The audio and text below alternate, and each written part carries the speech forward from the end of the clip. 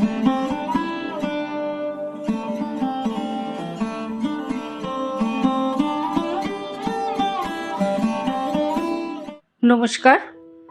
বাংলা সেরা সাহিত্য চ্যানেলে আপনাদের স্বাগত।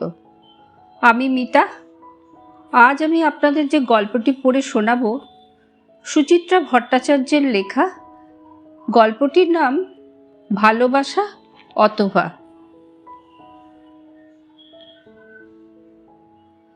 বাড়ি ফেরার পথে মনস্থির করে ফেলল অরূপ, অনেক হয়েছে, আর নয়। আজই কথাটা বলে ফেলতে হবে শান্তাকে, বলতেই হবে। কতদিন আর এভাবে দু নৌকোয় পা দিয়ে চলা যায়? এবার একটা এসপার ওসপার দরকার। ছুটন্ত মিনিবাস এখন ভিড়ে ভিড়। একটু আগেও অরূপ যখন স্ট্যান্ড থেকে উঠছিল তখন বেশ ফাঁকা ছিল বাস, বসার জায়গাও ছিল কিছু। পার্ক স্ট্রিট ছাড়াতে না ছাড়াতে মানুষ উপচে পড়ছে। কটু ঘামের গন্ধে বিজবিজ চারিদিক। কদিন ধরে গরমও পড়েছে খুব। জানলায় বসেও যেন ঠিক আরাম হচ্ছিল না অরূপের। কসরত করে পকেট থেকে রুমাল টেনে বার করে মুখ মুছল অরূপ। এখনো রুমালে গন্ধটা লেগে আছে, কস্তুরীর সুবাস, হয়তো বা চোখের জলও। অরূপ কাছে থাকলে কস্তুরী নিজের রুমাল ব্যবহার করে না, অরূপেরটাই তার চাই। চোখ বুজে কস্তুরীকে চোখে আনলো অরূপ। মেয়েটা এখনো বড্ড ছেলে মানুষ, বাচ্চা মেয়ের মতো কারণে অকারণে হাসি, কথায় কথায় অভিমান, একটুতেই খুশি। দেখ না দেখ চোখ টলটল। কে বলবে কস্তুরীর ভেতরে অত চাপা কষ্ট আছে? কোনো এক মদমাতালের সঙ্গে নাকি বিয়ে হয়েছিল, অতিষ্ঠ হয়ে 1 বছরের মধ্যে তাকে ছেড়ে চলে এসেছে, ডিভোর্স নিয়েছে। মনের জোরে নিজের পায়ে দাঁড়িয়েছে, চাকরি বাকরি করছে। নাকি কষ্টটা আছে অরূপকে পেয়ে সব ভুলে থাকে কস্তুরী? নিশ্চয়ই তাই। অরূপই তো তাকে প্রথম ভালোবাসতে শেখালো, নতুন করে স্বপ্ন দেখালো, জীবনের ওপর বিশ্বাস ফিরিয়ে আনলো আবার। অরূপই তো এখন কস্তুরীর সব থেকে বড় আশ্রয়। তবু আজ কস্তুরী দুম করে বলে বসলো কেন? হঠাৎ আজ একথা মনে এলো কেন? অফিসে সব জানাজানি হয়ে গেছে। মাধবীদি আজ জিজ্ঞেস করছিল, তোদের এই সম্পর্কের পরিণতি কি? তুমি কি বললে? কি বলবো, আমি তো নিজেই জানি না।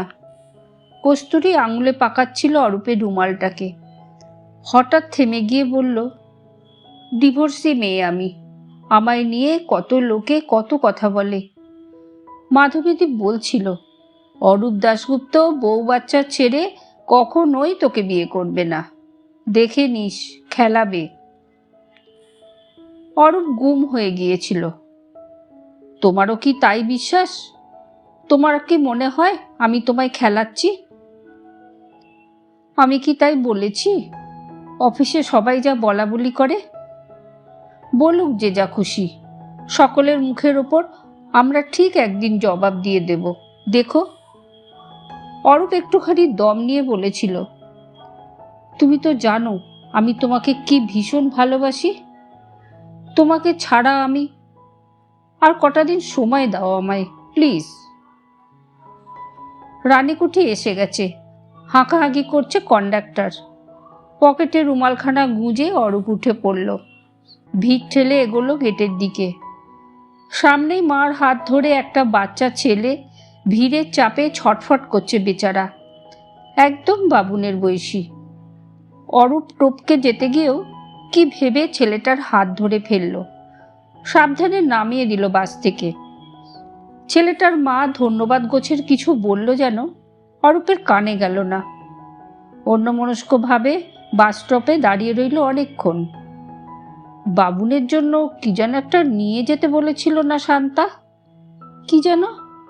রং পেন্সিল, স্টিকার, চার্ট পেপার, মনে পড়ছে না।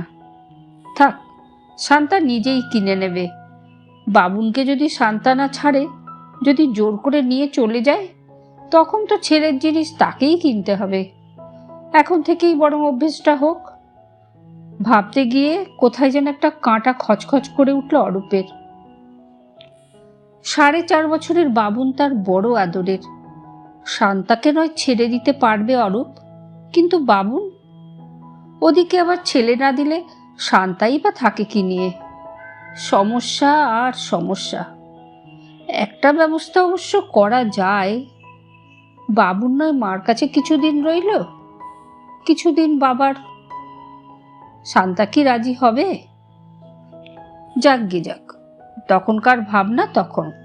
আগে শান্তাকে তো ছাড়া যাক। অরূপ মন্থর পায়ে হাঁটা শুরু করলো। হঠাৎ কোত্থেকে রাজ্যের ক্লান্তি এসে ভর করেছে শরীরে।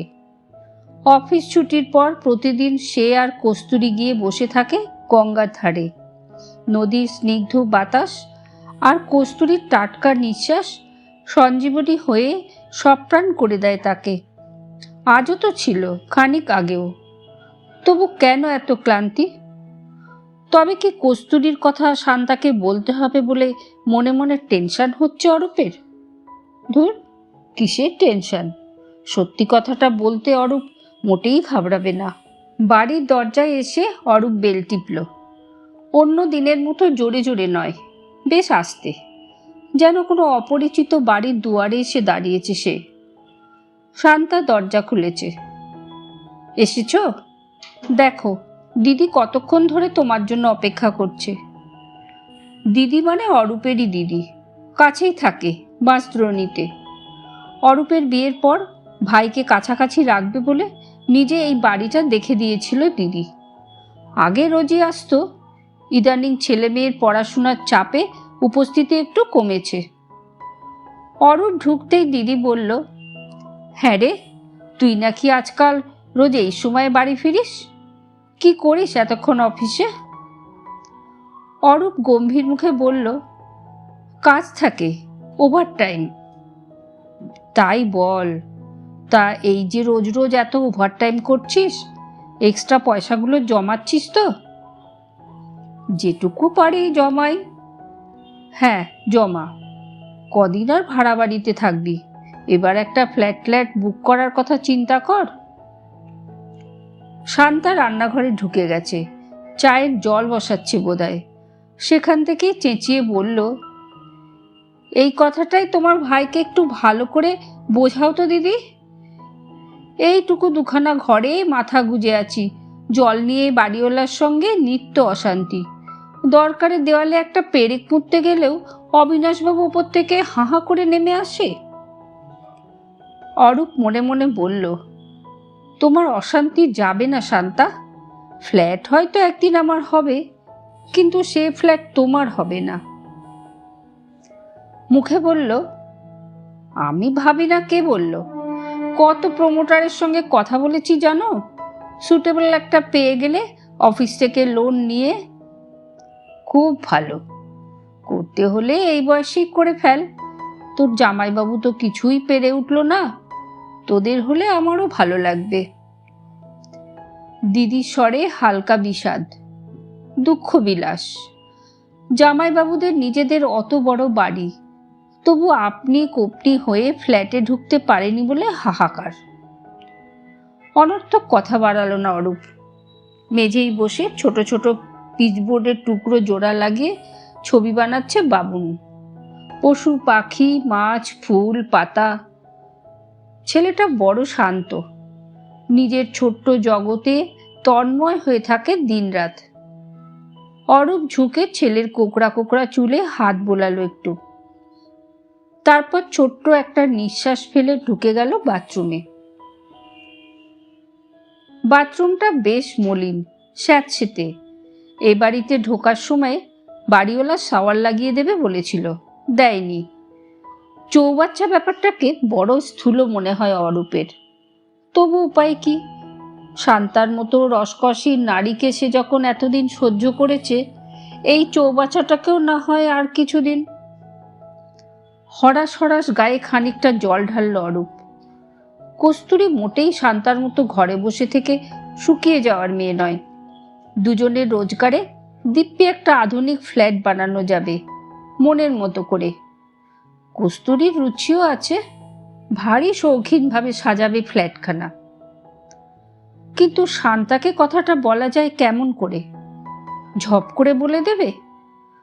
আকস্মিক আঘাতে বিবর্ণ হয়ে যাবে কি আটপৌরে শান্তা? গায়ে সাবান ডলল অরূপ। চেপে চেপে সারাদিনের ক্লেদ তুলছে দেহ থেকে। রয়ে সয়েও বলা যায়, যাকে কিনা বলে ধীরে ধীরে ভাঙো। এ কথা সে কথার মাঝে অল্প আভাস ইঙ্গিত দিয়ে তারপর পুটুস করে একসময়। শান্তাকে শুনেই খুব ভেঙে পড়বে, নাকি রেগে মেগে? তোয়ালেতে গা মুছতে মুছতে আবার একটা ছোট্ট শ্বাস ফেলল অরূপ। বেচারা শান্তা। বাথরুম থেকে বেরিয়ে অরূপ দেখল দিদি চলে যাচ্ছে। দরজায় দাঁড়িয়ে তার সঙ্গে শেষ আলাপ ছাড়ছে শান্তা। অরূপ একটু নিশ্চিন্ত হলো। যাক, এবার শান্তাকে একলা পাওয়া যাবে। শোয়ার ঘর থেকে চুল টুল আঁচড়ে সোফায় এসে বসলো অরূপ। নিঃশব্দে চা খেয়ে একখানা সিগারেট ধরিয়েছে। নীলচে সাদা ধোঁয়া পাতলা হয়ে ছড়িয়ে পড়ছে চতুর্দিকে। বাবুন এখন টিভিতে মগ্ন। কার্টুন ফিল্ম, চলমান ছবি দেখে কখনো হেসে উঠছে আপন মনে, কখনো বা চোখ বড় বড়। অরূপ ছেলেকে ডাকল। কিরে বাবুন, তুই আমার সঙ্গে একটাও কথা বললি না যে? বা রে, তুমি তো পিসির সঙ্গে কথা বলছিলে। এখনো তো বলছিস না? বা রে, কার্টুন দেখছি যে। অরূপ বলতে চাইল, আমাকে ছেড়ে তুই থাকতে পারবি তো বাবুন? স্বর ফুটল না। ছেলের ওই নিমগ্ন ঘোর ভাঙিয়ে দেওয়া বড় নিষ্ঠুরতা হয়ে যাবে নাকি? শান্তা পাশে এসে বসেছে। ছেলেকে বলল, তুমি কিন্তু সন্ধে থেকে একটুও পড়াশুনো করলে না বাবুন? বাবুনের চোখ টিভিতে স্থির। বারে, বিকেলে তো 1, 2, 3, 4 লিখলাম, ব্যাস। আর রাইমস মুখস্থ করবে কে? সব রাইমস আমি জানি। বলো তো দেখি। বাবুন শরীর মোচড়াচ্ছে। অরূপ ইঙ্গিতময় সুরে বলে উঠল, ছেলে নিয়ে তোমায় অত চিন্তা করতে হবে না। বাবুন খুব ইন্টেলিজেন্ট, ও ঠিক সাইন করবে দেখো।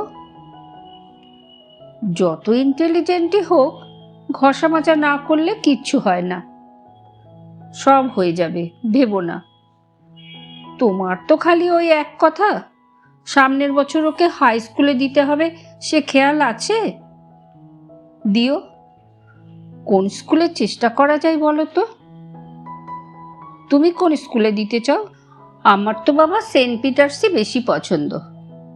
শখ কি বাপস, ওই স্কুলে ভর্তি করাতে কমসে কম 25,000 টাকার ধাক্কা।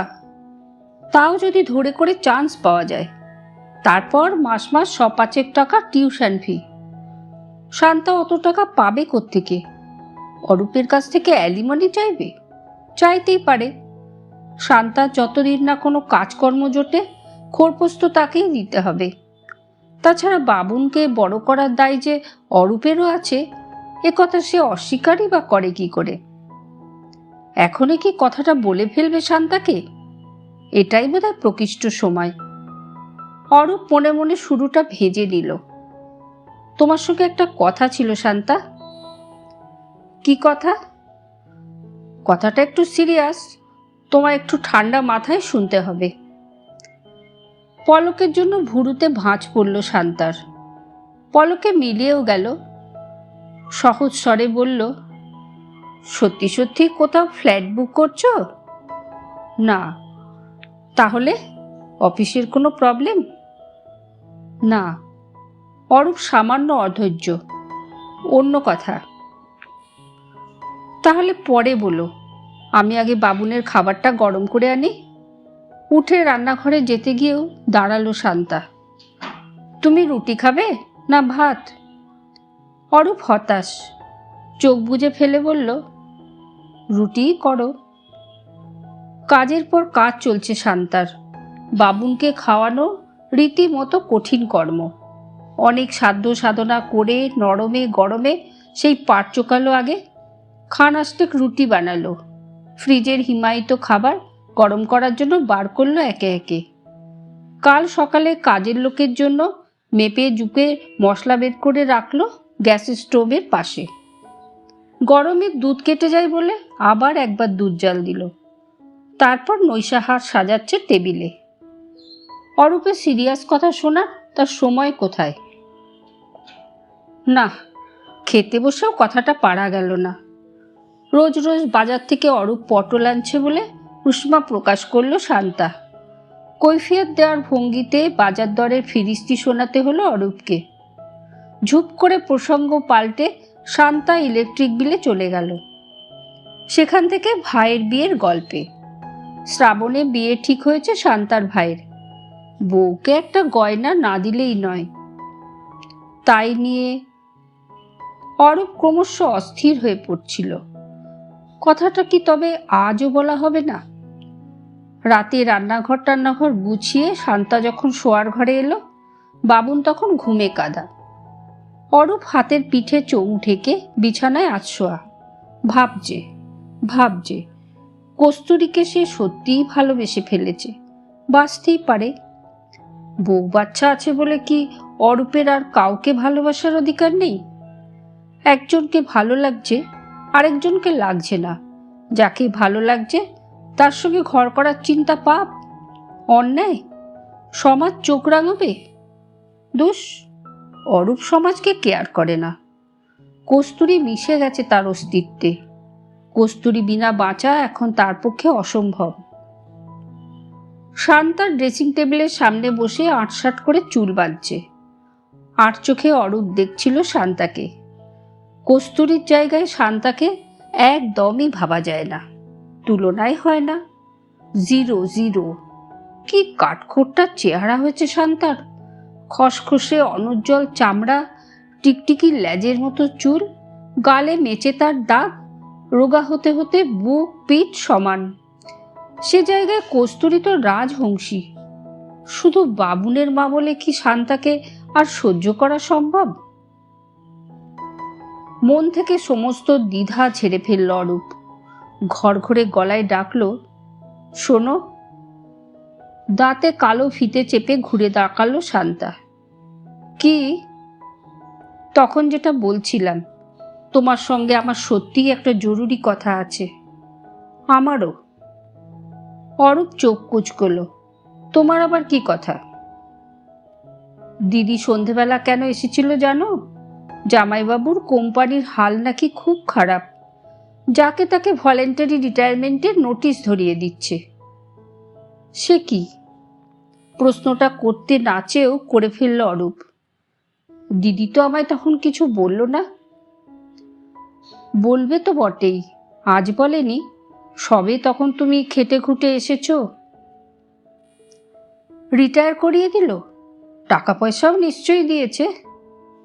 জানি না, তবে দিদি বলছিল খুব বিপদ। কিছু তো পাবেই, একটা ব্যবসা শুরু করতে পারে। তুমি কি বলবে বলছিলে? বলছি, আগে বিছানায় এসো। কথাটাই কি অন্য কোনো আহ্বান আছে ধরে নিল শান্তা। চুপচাপ খাটে এসেছে।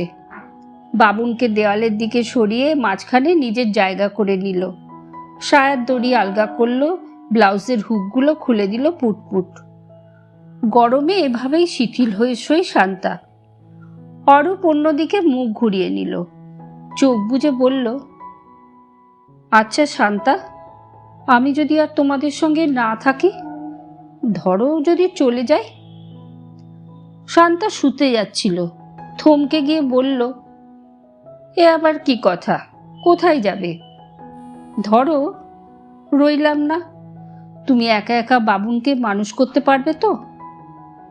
রাত দুপুরে কি উৎপটন কথা শুরু করলে? শান্তা চোখ পাকালো। এই কি তোমার দরকারি কথা? না, সিরিয়াসলি বলছি। জীবন তো একই রকম নাও থাকতে পারে। কত কিছুই তো হয়ে যেতে পারে, পারে না? যখন হবে তখন ভাববো। শান্তা তবু নির্বিকার। হঠাৎ আজ এমন উল্টোপাল্টা চিন্তা মাথায় আসছে কেন? উল্টোপাল্টা নয়, ভাবছিলাম। অরূপ মরিয়া হলো।